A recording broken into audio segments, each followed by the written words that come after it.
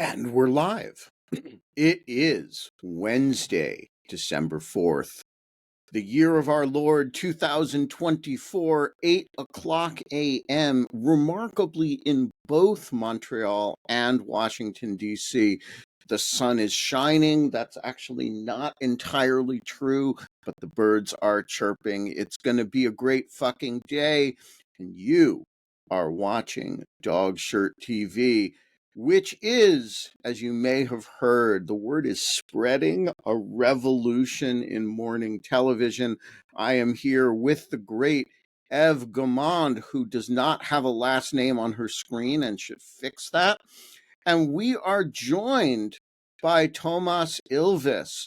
The one problem being, of course, that you can't see Toomas Ilvis because Tomas needs to figure out that he needs to request to join the screen. I cannot do that, as the court says, sua sponte. So Tomas, click that button wherever it is that says you want to be on screen, and we will magically magic you, or as the Greek chorus, now renamed the Collegium, says, we'll rapture you onto screen. All right. While we're waiting for Tomas, I have a monologue, and it is about my snazzy new internet. Because the other day, as you all know, I had an internet fail. And while tech problems glitches are part of the show, I figured my tech glitches should be a little bit less part of the show than they have been. And so I want to tell you what I did. I ripped out my whole mesh network system, which has been how I have done my house internet since the beginning of the pandemic, when I had gross internet failures on in lieu of fun, and we had to deal with it. And I went to the New York Times Wirecutter, and I asked, one of those like ChatGPT questions, what is the best mesh network? And it produced a solid answer to this question. And I was disappointed to find out that this was a Amazon company, so I had to support Jeff Bezos to do it. But I bought a snazzy new Euro. I think that's how it's pronounced, although if it's pronounced Euro, it really should be spelled Gyro, not Eero, because the New York Times or Consumer Reports, I can't remember which one, said it was one you would just take it out of the box and it would work brilliantly. And it was the easiest to set up, and it was super good. And I took it out of the box, and it was, by the way, quite inexpensive. And I took it out of the box and I set it up all over my house, and it worked brilliantly, and it has not failed. And so 2 days ago, I did something else. I bought more of them, and more routers, so that now I am not even on Wi-Fi. I am just Ethernet connected. And it's almost like being uh, you know, as Tomas will surely admonish me when he's here, the internet connection here now is almost as good as it is in rural Estonia. No, not quite, of course. But I want to say, though, tech problems will remain part of the show. My tech problems will not, at least not as often. Um, they're going to remain because I'm still, we're having one right now. We have a guest who's, floundering out there in the wilderness somewhere. But I am here on a solid internet connection. I don't have to look up and see, well, do I have 3 bars or 4? And, on my little Wi-Fi, I don't know. They're not really bars. They're arcs. Or do I have only 1? Sometimes out in my little office cave thing, I only get 1, and then it's very scary.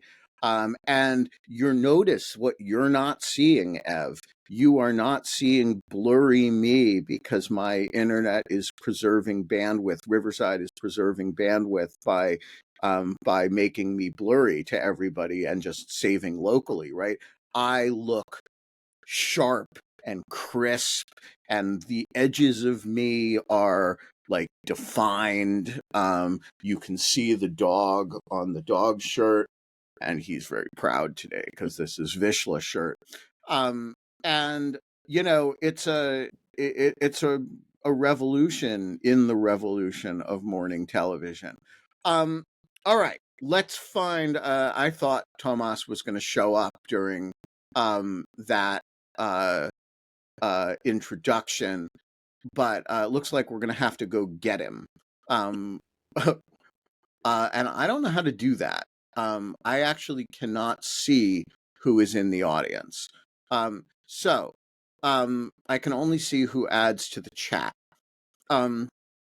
So, Tomas, if you are there, there is some button that you can press that requests to be uh, part of the request to ask a question or to be on screen.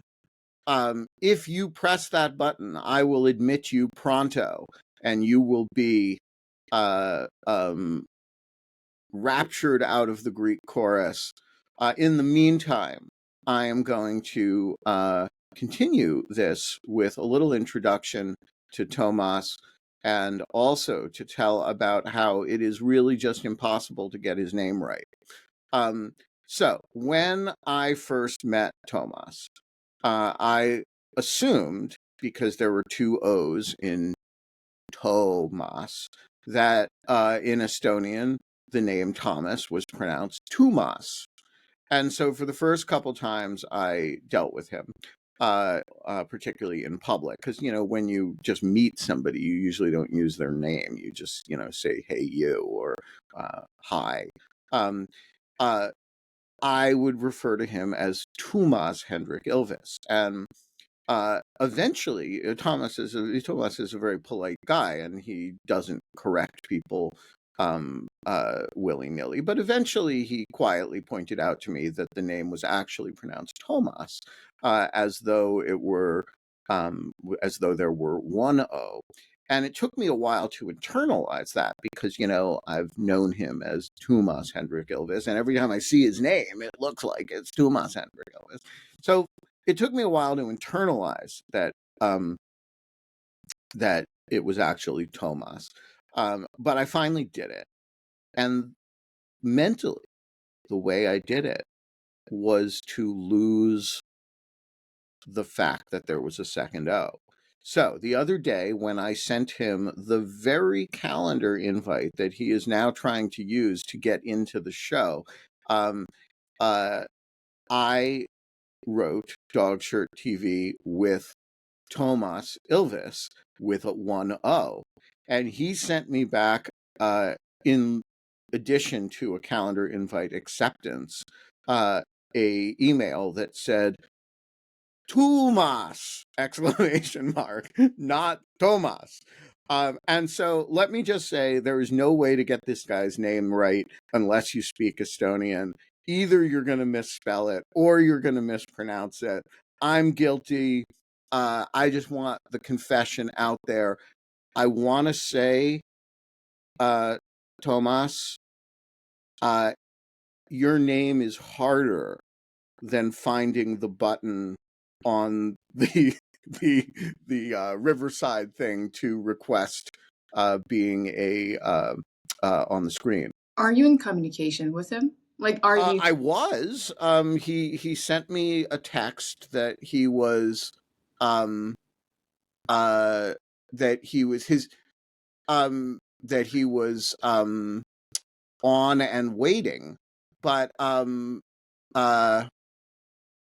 because I can like get off screen and come back through the get the audience link and like can come back and explain how to do it if it's needed. Why don't you see if you can I'm going to text you the email he is using. Okay. And see if you can find him and troubleshoot and do whatever is necessary to get him. Okay. I may be back. In the meantime, I will just continue making fun of him.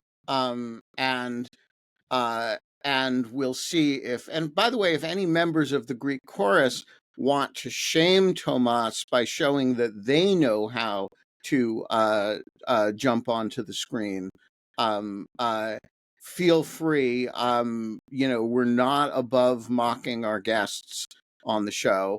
Ev has turned sideways, which is awesome. Oh, now she's gone. So, in other news, let's talk about Pete Hegseth. Pete Hegseth is, I think we can safely declare that we're in Pete Hegseth Death Watch, which is, I just got a note from Tomas saying I'm in, which is news to me because I have not gotten a notice from him from Riverside that he's that he has requested to join the screen, which confuses me. This is sort of similar to what happened yesterday with Sarah Bond. But Tomas, if you're listening, that's like Russia if you're listening, except it's Tomas instead of Russia. I hope you can find the 30,000 emails that are missing. No, sorry. You need to find the button that requests to be on screen. I cannot show you where it is because I don't know where it is. I've never seen it. But it's a mysterious button that requests to be on screen, and Eve Gaumont has jumped off in order to help you find it. Yes, Tomas has just texted me the word help. And so we are in communication. Tomas, Ev will be in touch with the email address that you sent to help you troubleshoot.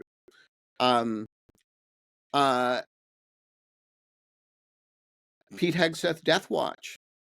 Day one, last night, the New York Times and others reported that Trump was thinking about cutting bait on this one and appointing Florida Governor Ron DeSantis in Pete Hegseth's stead. I would like to say, wait, John Hawkinson is here. John, what's on your mind? Hey, good morning, Ben. I just wanted to give a tech tip and one small bit of guidance to you. The tech tip, after debugging this with Laura last week, is that at least under Windows, Chrome doesn't work very well, and you get in this weird state where you click the button and then it just doesn't work, and the solution is to use Edge. So if Tomas is using Windows, then that sounds crazy, but if he is, he should try using Microsoft Edge. Thank you, John. That is super helpful. Ev, back from the Tomas rescue mission, what is the situation? Well, he's definitely not in fault. The link in Doctor Daily doesn't seem to work like it normally does. There's actually no button to request. There is no button to request. I don't know if there was a button for me. Well, there wasn't one for me. And we're two. There's two of us who can find the button. So I guess that I'll send him the host link. Yeah. I mean, you can send him. I think that's the one I sent him actually. Let's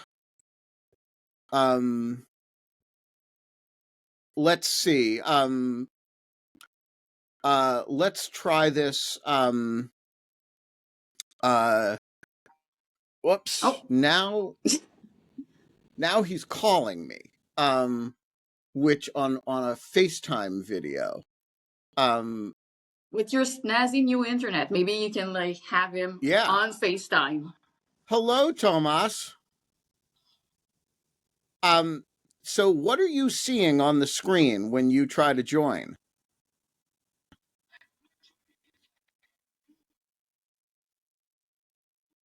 Oh, that is not good. All right, let me try. Uh,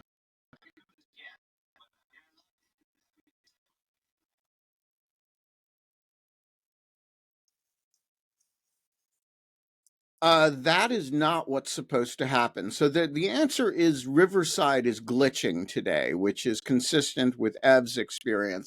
All right, here's what's going to happen. I'm going to send you a different link, and we're going to try it one more time.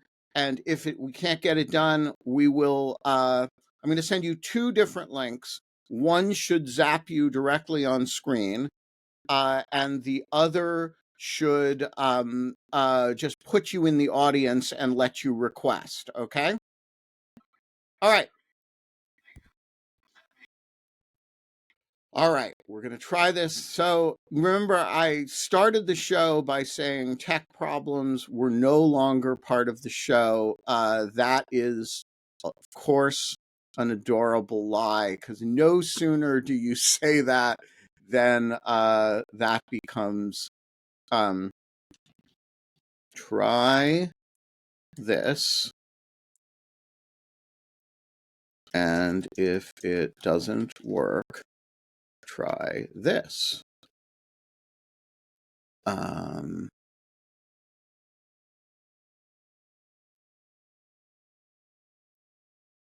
Very exciting to watch Ben's multitasking skills in action. You know, I'm talking to fill the dead air so that you can type without, having to read every word to us. So I am. My multitasking skills are good, but one thing that is really hard to do is write one thing while saying another. That's I hope rough. you're writing these words directly to Tomas. No. I finished writing. I don't try The fun thing is when you fail to hit send because you've typed it and it's perfect, but you were still talking, and so you should have sent it 5 minutes ago, but actually it's sitting there waiting for you to click the button. That's right. So I have learned with my multitasking while live streaming that there are few things that work well. One is, so Laura, I am going to try to keep the line clean for Tomas right now. So I am going to do a rare thing and not admit you. Tomas is calling again. Ask him what browser he's using.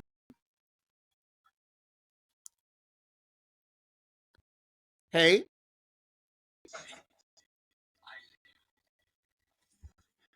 You see the three of us. Well, that's progress. Now, there should be a button somewhere that lets you request to join. John or Ev, who has seen this mythical button. All right.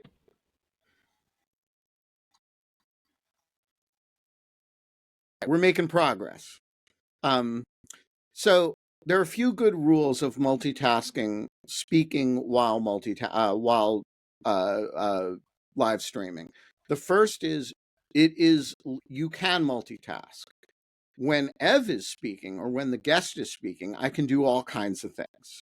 The second thing is I can do things that don't involve lines of English language thought. Drink coffee, text with people with emojis, right? I cannot speak. Oh, and I can, when other people are speaking, I can text up a storm. What you cannot do, and it will 100% of the time lead to failure. And I can narrate my texts. I can text while being on screen. I cannot speak one thing and text another thing. One will end up conforming to the other. And when that works, when that's not so bad, it means I text what I'm saying. But when it fails, the road to perdition, it can be very bad. Others characterize this, Ben, as the inability to speak out of both sides of your mouth. And All right, we got Tomas back here. See what browser he's using.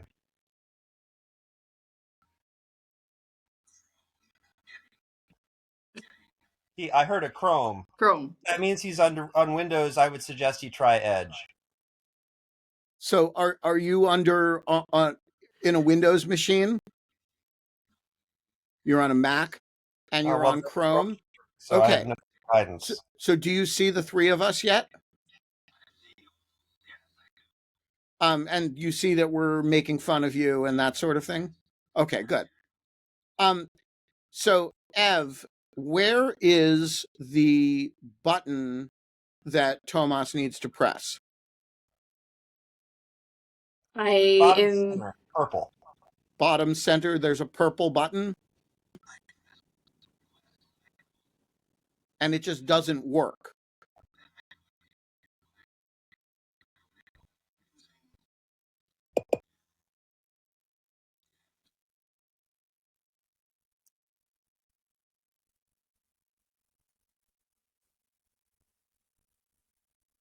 You have to answer the mandatory questions, otherwise it doesn't let you go to the next step. Very annoying.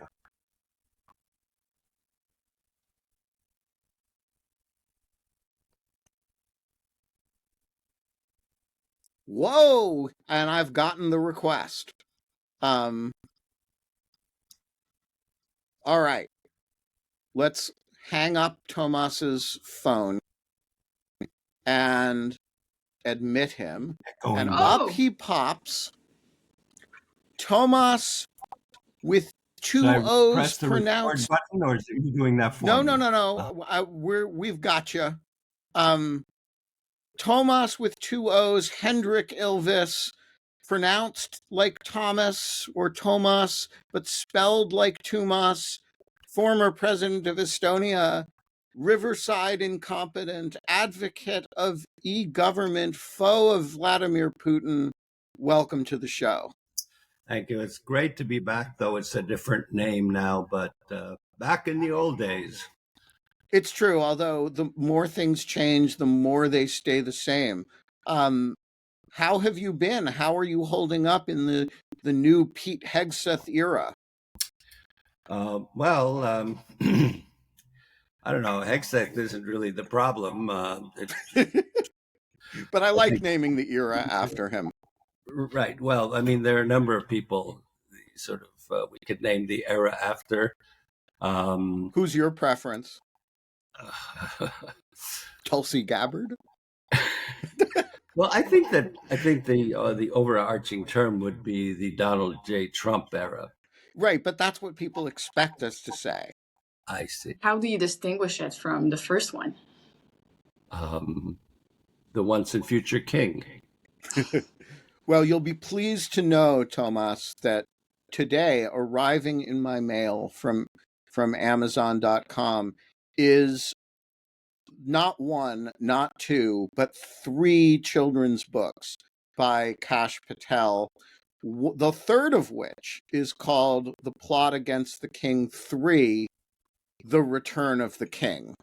And so you and Kash are in sync here on what we should call the era. That's K $SH. Yes. So he stole that from an Estonian hip hop artist who is probably one of the weirdest around, named Tommy Cash. And you can look at his videos later. He impersonates a gopnik, which is, if you know what a gopnik is, do you know what a gopnik is? I do not. What is a gopnik? A gopnik is I know what a vatnik is. Is a Russian thug who wears training suits, does the isn't that a vatnik? Slavic squat, and spits out sunflower seeds. Isn't that a vatnik? Well, no, vatnik is more political. A gopnik. I would recommend looking up Johnny Cash. All right. We will do that. Well, there's another Tommy Cash who's a black country and western style guy. But if you maybe they'll be easy to distinguish from one another.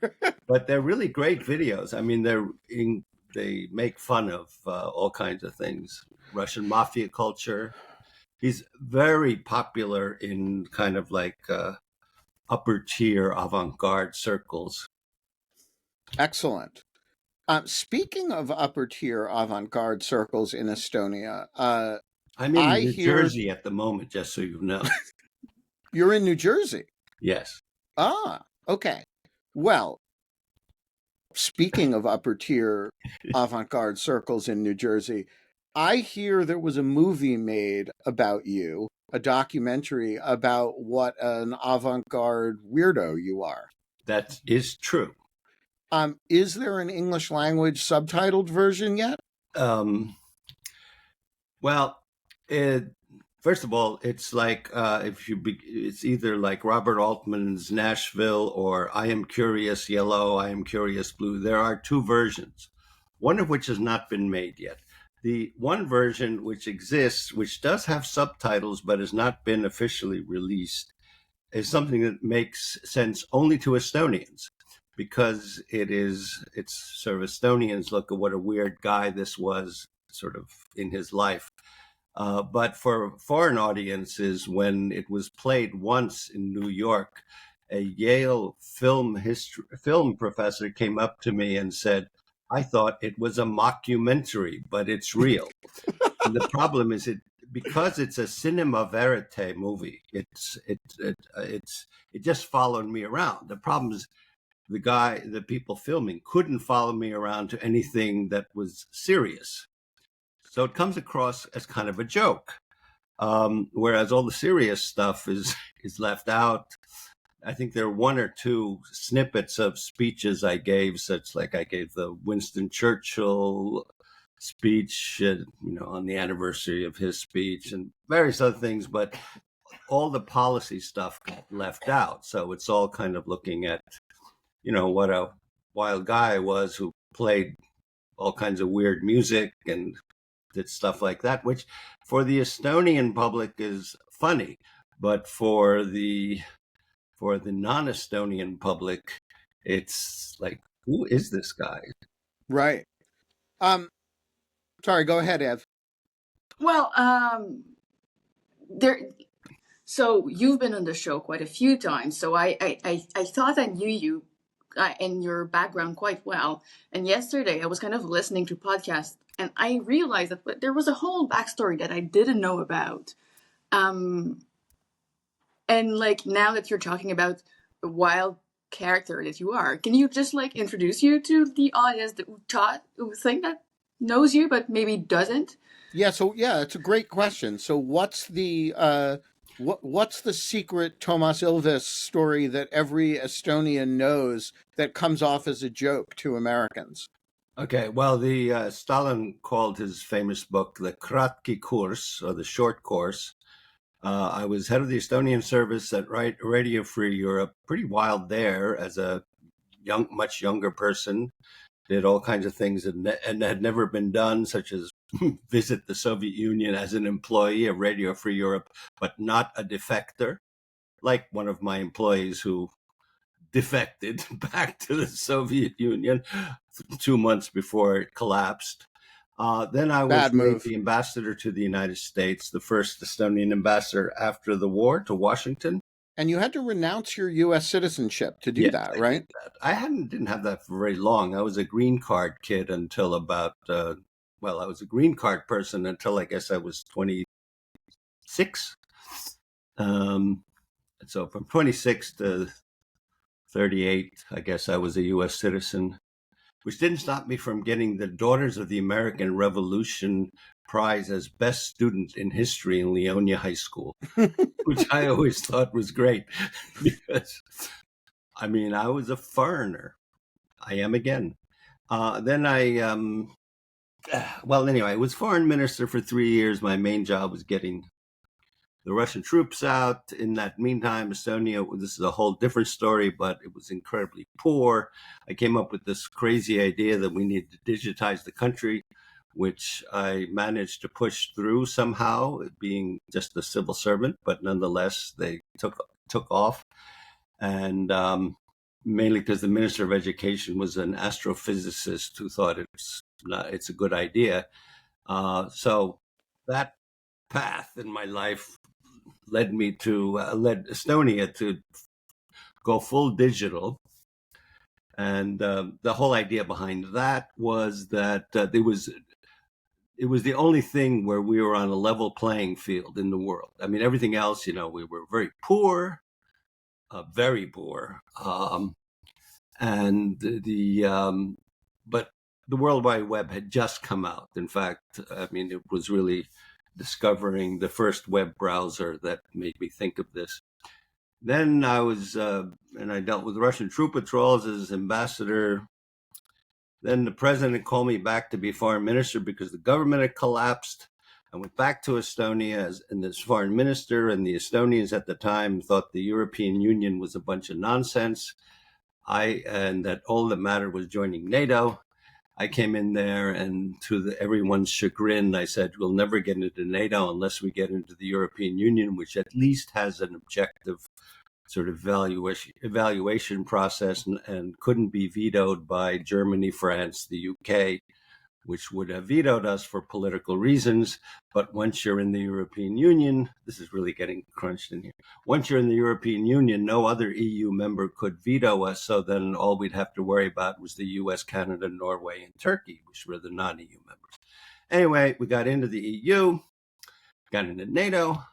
I was elected to the European Parliament, where I was the ranking member on the Foreign Affairs Committee.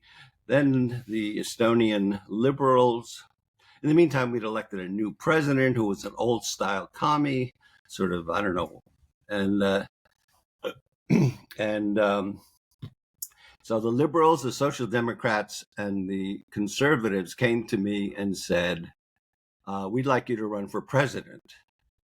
Because you're the only one who our surveys show could actually beat this guy. And I said, yeah, but I don't want to become president. And they said, don't worry, you won't win anyway. And then we had the Electoral College, and I won.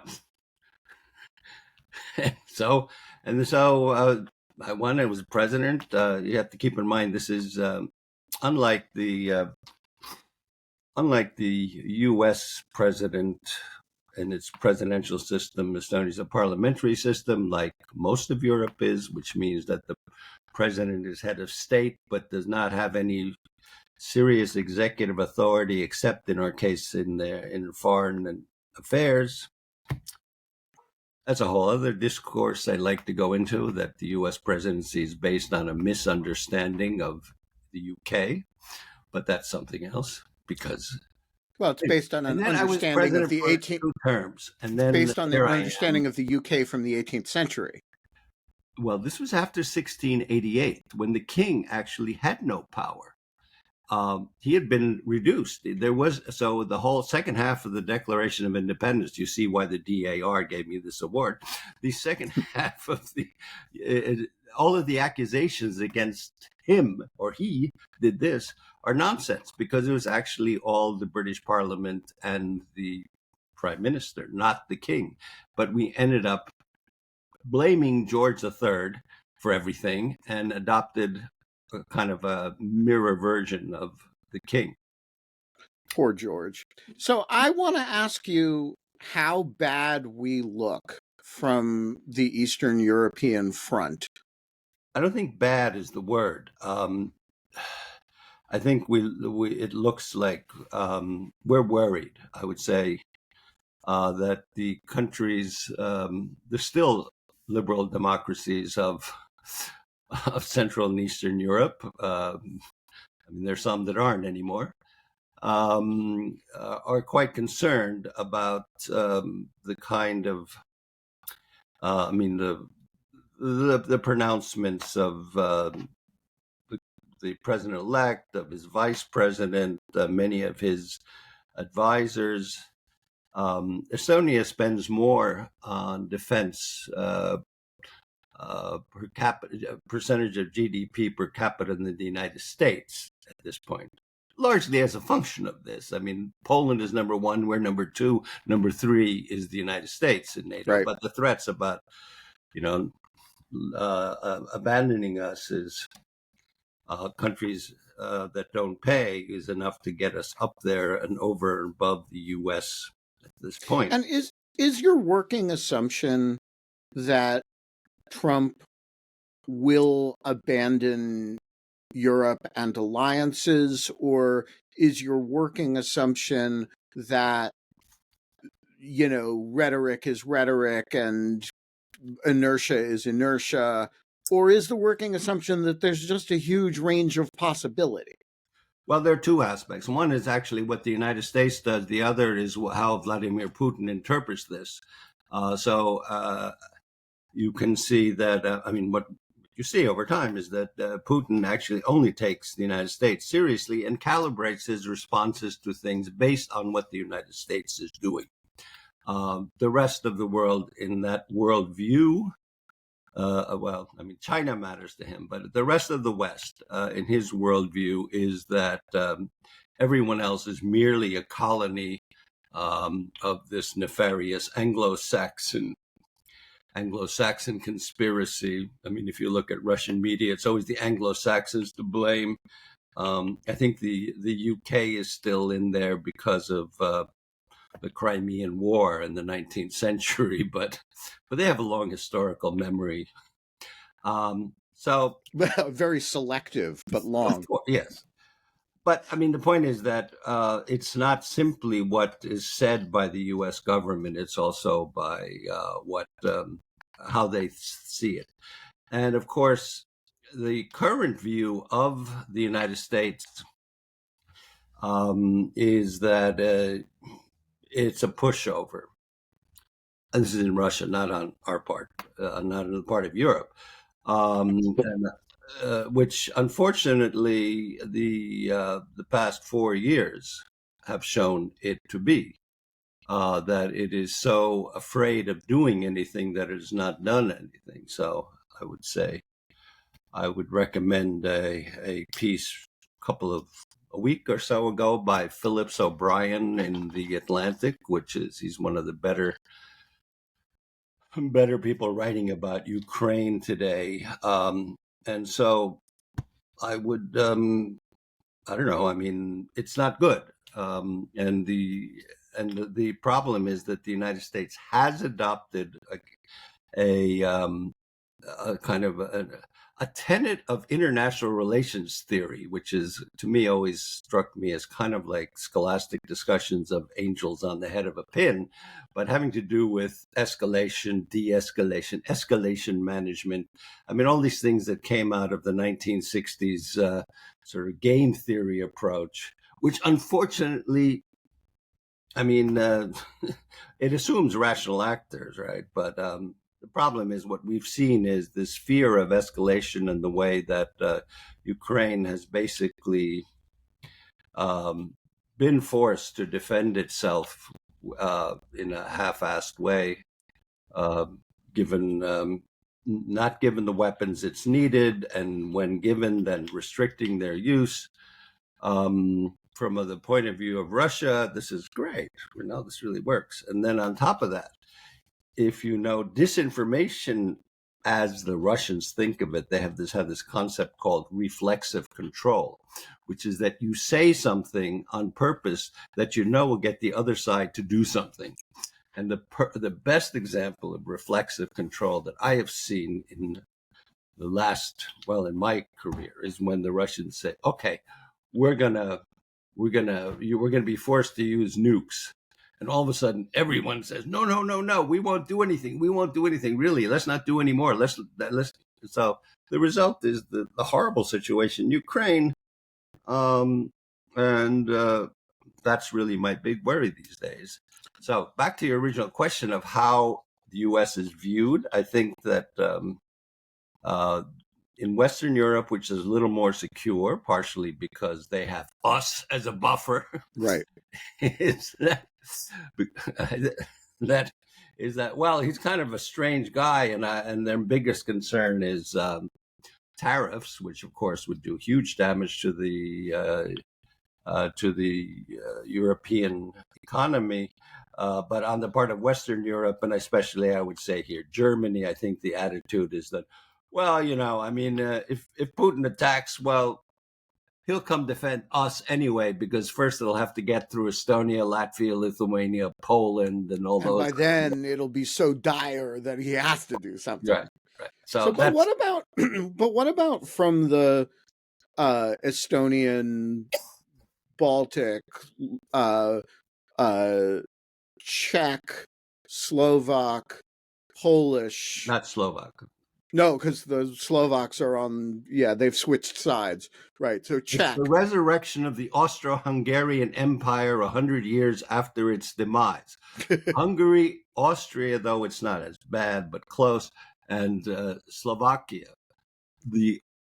They're all in the pro-Putin camp. I think they right? like empires. They're nostalgic for empires. But actually, no. I would argue there is a different constellation today, which is it's a new constellation that I think is quite welcome. And it is the arc of countries that begins with Poland. If you think of it, sort of look a mental map of Europe, say Poland is the anchor, and then counterclockwise up Lithuania, Latvia, Estonia, then Hungary, Sweden, Norway, and Denmark.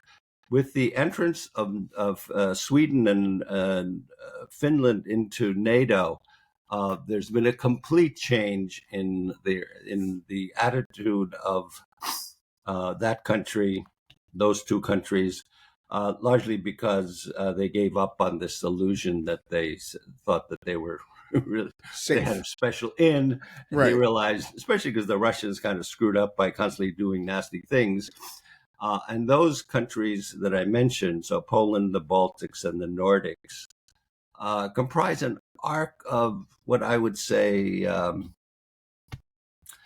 know what you call it, realists in the sense. But you included Hungary in that. No, I didn't include Hungary. No. Oh, sorry, I think you misspoke because no. Poland, Lithuania, Latvia, Estonia, Sweden, Finland, Sweden. I see. So Norway, it's Denmark. Poland and North. In there must be the Finno-Ugric thing.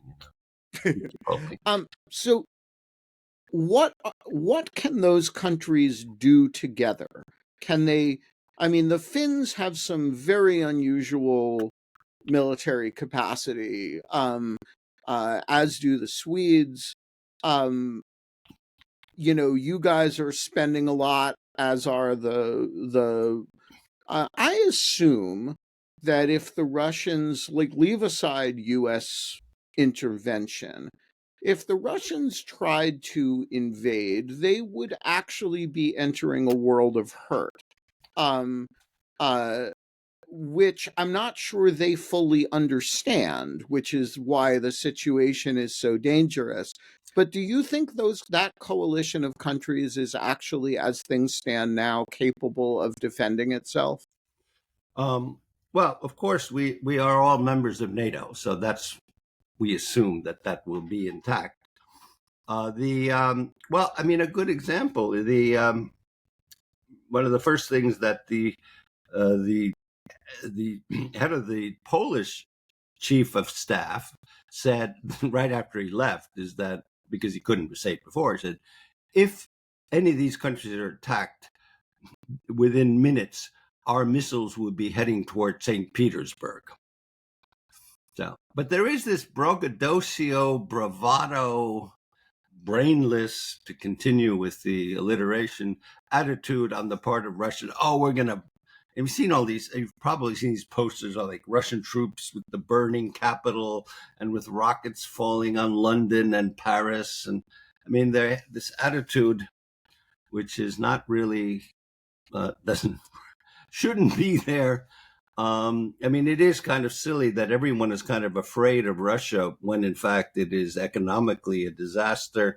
It's 140 million people. I mean, Europe has 500 million people. The U.S. Right. 330. It is. I think it's kind of hangover from the Soviet Union days. Well, and hangover from the fact that it has a large nuclear capacity that raises this question that we've never really answered authoritatively, which is nuclear deterrence valuable for anything other than deterring nuclear attack, or does it have application for things like, preventing, protecting you when you invade smaller countries from conventional defense? And Well, what we've I think seen, we're sorry, what, go ahead. what we've seen is that in fact it has the existence of nuclear weapons and threats from Russia is sufficient to deter, for example, Germany from doing things. They say, this is Schultz last week. Well, we can't do things because the Russians have nuclear weapons. So, in fact, the deterrence is not merely, the standoff between, 3,000 or 2,000 nuclear missiles in the U.S. and in Russia. It's also these other countries that are saying, well, we're not going to help Ukraine because actually we might be hurt by this. So the deterrence effect works on those who would like it to work on. And also on a bunch of people who I don't think want it to work on them, but are further away from the situation, and have um, a more multi-pronged relationship with Russia than the frontline states do. And I think the calculation is just different if you're the Pentagon than it is if you're the Estonian Ministry of Defense. And some of that is self-deterrent cowardice, and some of it is legitimate, I think. Well, I would again here, I mentioned before the piece by Phillips O'Brien and Elliot Cohen of CSIS, or Johns Hopkins Emeritus, I guess now, had a piece about a month ago in the Atlantic, and a very long piece that's referenced there, on basically how everyone got Russia and Ukraine wrong 4 years ago. They wildly overestimated what the Russians were capable of, widely underestimated the attitude, the abilities of the Ukrainians. And so there was this, that first of all, most of the people who dealt with this were people who were only Russia specialists. They had fallen in for all of this stuff about how massive modernization of the Russian military. Now it's really effective, and they bought into this line. And then the kind of standard in Orientalism, I would say, use Edward Said's term, but Orientalism toward us wogs in the East. Oh, they're all corrupt. They're all, incapable of doing anything. And the attitude towards Ukraine, I think, was especially egregious. They were written off by these same experts. I won't mention the names, but you should read the articles, especially the long article about they completely screwed up. On what was happening in Russia and the state of Russia, the state of Ukraine, the willingness of the Ukrainians to stand up and fight. And so that, I think, if you recall, we were actually on right before the invasion. You and I don't know who else was there. We were. I remember this with Alex Vindman and Dmitry Alperovich. Yep. And at least he was saying, "Oh, they're going to fall in 3 days." I said, "No, they won't. You don't know the Ukrainians." So this has been going on since day one, right? This attitude towards the Ukrainians as kind of failures, and kind of, the Russian narrative of, oh, little Russians, they're really Russian anyway. If you actually look at the difference between these societies, aside from using the Cyrillic alphabet for a Slavic language, there's not much in common. The Ukrainians are a completely different kind of people, and they are. We've seen them putting up. The way they fought is amazing. So before we shift to whether there's a prayer for e-government in big countries, I just want to ask you about the specific attitude toward Donald Trump and his people. Is the Eastern European attitude or the attitude in this arc of Nordic defiance that Biden was so weak anyway that how much worse could Trump be, or is there fear of Trump? Well, I think, first of all, I think there is a huge exasperation in that arc regarding Biden. I mean, it even started before the Ukraine war, in that Estonia was one of the countries, again on a per capita basis, but one of the lost more people in Afghanistan, where we were, than just about anyone else. I think the U.S. and the U.K. were, so we were in third place there, and that was already felt like. I mean, there was a lot of people who were pretty upset about that kind of rapid departure, having put in ourselves, committed lives. And I mean, I went to these guys' funerals, so it affected me too. Since then, I think there has been a general frustration with the U.S. and the Biden administration. Estonia is actually number one in terms of per capita contributions to Ukraine. We have given 1% of our GDP, which is about as to Ukraine. I mean, in mainly military assistance and training, which is about as much as some countries spend on their own defense in NATO. So we have been really committed to Ukraine, and our population increased 7% thanks to the refugees. We just took them in, gave them full rights, work, Yeah, there's whatever, lived there.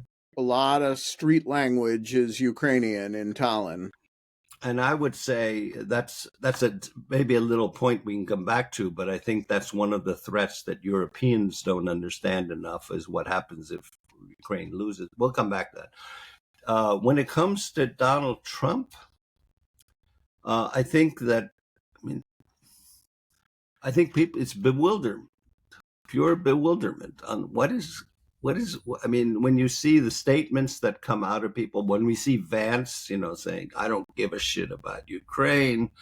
I mean, you sit there and you look and go like, we could have been like that. And I mean, is this really the attitude of the United States? Combined with this, I mean, ever since 1945 in Eastern Europe, the United States has been the one country that everyone looked up to as being the one that stood for values, for democracy, especially under communist domination. It was, literally the shining city on the hill, when everyone else was willing to make deals to say, okay, well, I lost them. We didn't want them wogs anyway. All of Eastern Europe took America seriously as the one country that was the guarantor of freedom. And so this is kind of a real shock, right? And then followed in the past 35 years, it's been the United States that's been the great lecturer, always saying, this thing is not quite right. And this is really, and now we're like, wait a minute. We were never even on the threshold of being like what you are now. So, it was bewilderment. And then, of course, different countries make different accommodations. I guess there's extreme annoyance at seeing that the biggest failure of the post-89 revolutions, Hungary, with a real non-democrat, authoritarian, highly corrupt prime minister, is the one who is feted by the Republican Yes, we love Viktor Orban now. So, I mean, that's kind of so bewilderment is the word, I would say, and waiting to see what happens. Of course, the opinions are fairly wide ranging in the Trump administration on how to do things. I mean, the national security advisor in SPE, Mr. Waltz, was pretty good before, but then he walked back his comments. If you read General Keith Kellogg's long piece on Ukraine, again, it has so many different points of view in there that you don't know which one is going to dominate. So we don't know. And we don't know in Eastern Europe. I don't think anyone knows in Western Europe. You can see. We don't know in the United States. Well, you can see that Emmanuel Lemoyne or Emmanuel the Great or Macron has already put out the red carpet today for the visit of the president-elect. So I guess we're all kind of saying, well, we don't know what's going on. Well, that's what we're saying too. We're going to run, I would say, from complete overload. I mean, we have Donald Trump, we have Ukraine, we have Georgia, we have Syria. Syria's and we had yesterday. You woke up and there's Korea, South Korea. I mean, was it sunspots? Can I follow up on this? Do you feel like it is all part of a chain of event? That the fall of the Guardian of Freedom kind of is the reason why we are seeing South Korea and all of these things that were not expected at all? Well, I mean, if in my before you answer that question, because we had so much trouble getting Tomas in today, we are going to run a little bit over. We're going to break the rule that we end on time to give ourselves a little bit of chance to finish this conversation up. Sorry, back to you. Yeah, I think it's the Untergang des Abendlandes, the decline of the West. The 80-year order that was established, let's say 1943, when the United States said, okay, we don't want to go through the 20s. We're going to have the World Bank and the IMF, and then we're going to do the Marshall Plan, and we're going to do NATO. And then the EU picked up, and under the NATO umbrella became rich and prosperous, and it's all rules. It's like the rule-based world, the CSE, OSCE, this 80-year Pax Americana is getting very, very wobbly. On the other hand, from Vienna to World War I, 1815 to 1914 was 99 years, 100 years. We've had a really great run for 80. So I mean, maybe there's a new sort of Hobbesian world that's coming about, because if powers are allowed to invade, and this has been the taboo since the UN Charter of 1945, if aggression is allowed, then that whole edifice falls apart. I mean, clearly they've been exceptions, but I mean, this is too big a one. And so when you say, so I think it's a bigger change than people realize that we see at the moment. We're in media res here. I mean, ongoing, and all of these various events seem to be part and parcel of that. I mean, I don't think that after 1989, 88, I mean, when South Korea went and became a democracy, that any of this would have been possible with under earlier administrations, because it's like, you'd immediately have, so the U.S. would come down hard. I didn't really see any reaction to what happened yesterday, but maybe I'm just not up with the news. Well, the reaction is on the part of Riverside, which keeps sending balloons up Ev's screen kind of randomly. And very inappropriately. At all the most inappropriate moments. So let's talk briefly about the future of electronic governance before we wrap. Ev, you have questions. Yeah, well, I'm not sure it's directly related to e-government, but slightly still. But like you've leveraged two forces to help Estonia get out of a dire situation: education and technology.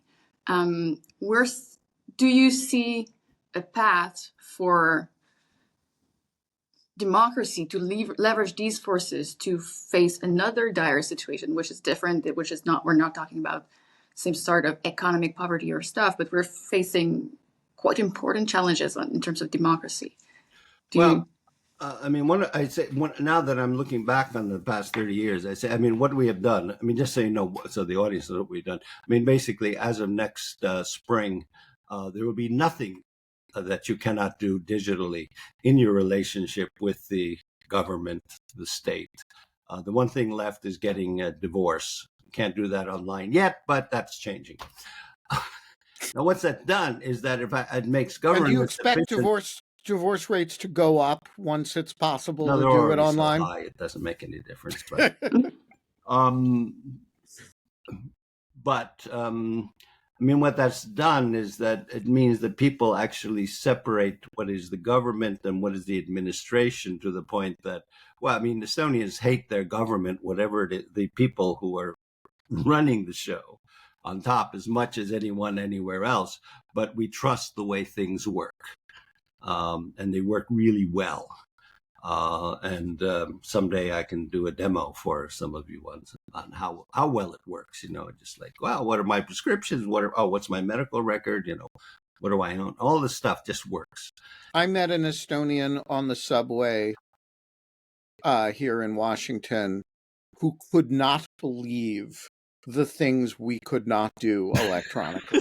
Like she was probably 21 or something, and she was just astonished by the fact that, you know, you couldn't, like, your you know, your birth certificate was a paper document, and your social security didn't just show up because it was, I mean, she was really perplexed by how backwards we were. Yes. Well, this is a problem. Well, I mean, the problem in the United States is that it is, I mean, where it's really weird is to encounter that when I was living in Palo Alto. I mean, the center of the world when it comes to high-tech innovation.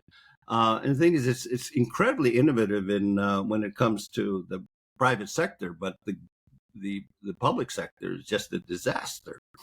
I mean, it's still stuck in the I don't know what era. I mean, I think here one of the points I've made to you, Ben, before is that I mean, this whole idea in the United States of voter registration, which gets abused.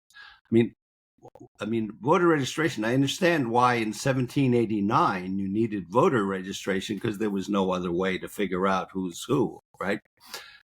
But, you know, a fundamental right of citizenship, there are two things which are for the individual. One is the right of return. Your country has to let you back in. And the other one, if you're a democracy, is that you get to vote. So if you're a citizen, you get the vote. Why do you register? I mean, you know, you just ID yourself, saying, hi, I'm me. Yeah, so I I want to say that this point is even stronger than you make it, because in the United States, the rationale for voter registration is because you're entitled to vote in multiple jurisdictions. I can vote in Washington, D.C., but I could also move to Maryland, right, and vote there. So registration is a mechanism by which you can only vote in one place, which, of course, is wrong, because what registration actually does is it allows you theoretically to register in multiple places without even committing fraud, right? I move to Maryland and I register there.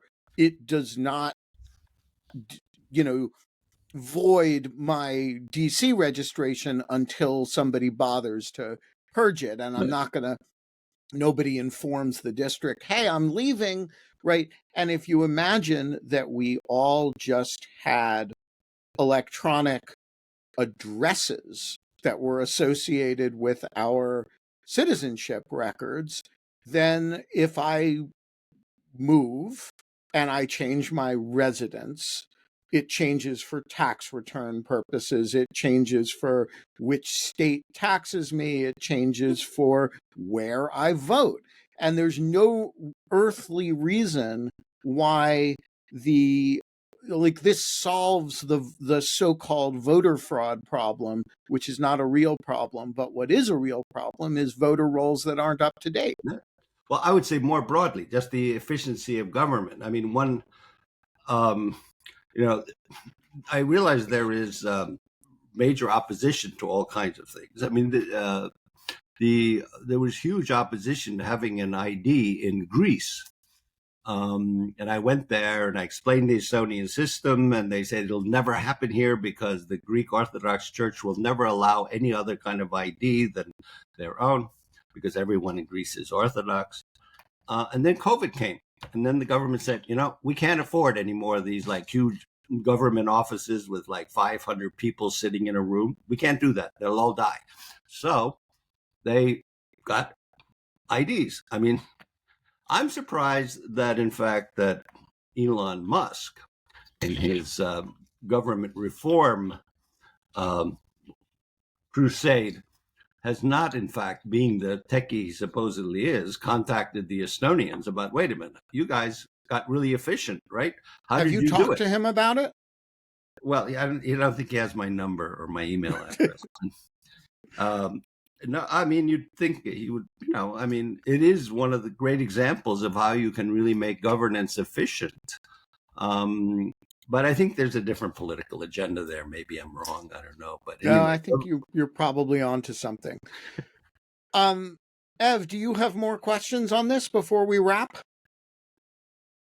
No, no. We can wrap up. I was on the education side. Well, I would be interested in hearing more about that. I mean, we have a very demanding educational system. So I just look at my daughter, who's now already in university, but I mean, first grade she started English, third grade Russian, fifth grade the decision, her choice was, do you study German or French? And then when she came to California, to Palo Alto, in one of the best school districts in the country, she discovered that only at grade 9 do you start with a foreign language. So that means that, she was already speaking 3 foreign languages. I mean, English is one of them, when she was entering grade 9. I mean, and the same thing applies to math. I mean, she found that they were in her math class, and she's a liberal arts kind of theater person, so she's not a math person at all. And she's going like, we did this a year and a half ago, right? I mean, sort of. So and this again is at one of the most rigorous public schools in the United States. So, I mean, I think that we're much more demanding. If there was a movement here not to have homework, I mean, one of the things that I was always annoyed by was that for every hour of class, you had an hour of homework, basically. So the kids come out very well educated.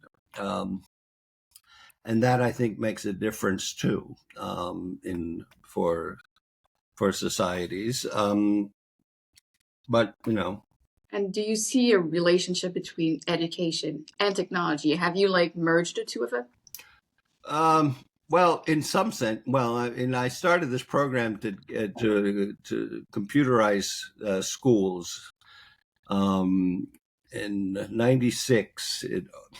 It started, and by 1998, all Estonian schools had computer labs and were connected on the internet. In 2016, in my last year in office, I would visit startups. We have a lot of startups. We have 10 unicorns, more unicorns per capita than anyone else, one for every 130,000 people. I'll go to these startups and I started asking them, well, how'd you get started?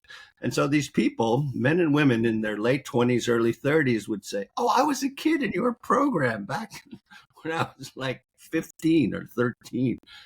And so there is that connection, that being introduced to these things at an early age, but which goes back, just so you know, to my own education in Leonia High School, New Jersey, where I had a math teacher who was doing her PhD at Columbia Teachers College. And she had a wild idea saying, what if we teach kids to program? So in 1971, 53 years ago, I learned to code in BASIC on a teletype machine with a perfo tape connected to a mainframe 30 miles away. And that never left me. It's kind of, and I never thought much about it. You know, it's like, yeah, I can program. And I did it in college. I made a little money to buy bad records. And but you can do these things at an early age, and that's one of the things that we do in my country is get kids studying early in all math, languages, computers, and I think that's something that is maybe an unfortunate result of easing up on education. I think kids can take a lot more work and study than we think they can. Last question, Ben. Sorry, I know that if It's not the last question, it's the second to last question. Penultimate question. Yeah. If we want in a bunch of decades to have kids that will be able to create the Skype of this world, or to be president of a blooming nation that was in the past in a dire situation, what should we teach kids today, like with AI and stuff? What's the equivalent of programming in 1971 today in Europe? I would say John Locke, John Stuart Mill. I mean, basically, that's my bias. I mean, I'm a typical second generation sort of kid that sucked up everything that America had and much more than my sort of peers here who took it all for granted. And I was always like, what is democracy? What is, all this stuff that I would say a lot of that stuff is much more important to get a good philosophical understanding of the sort of traditions of, the entire history of Western philosophy, especially with the beginning of the Enlightenment, where, we became, we dethroned mysticism and superstition, and realized that we can be rational, and I see this right. What I would say is my last comment to you, at least, is that much of what I see around the world today, and especially in the United States today, is a counter Enlightenment.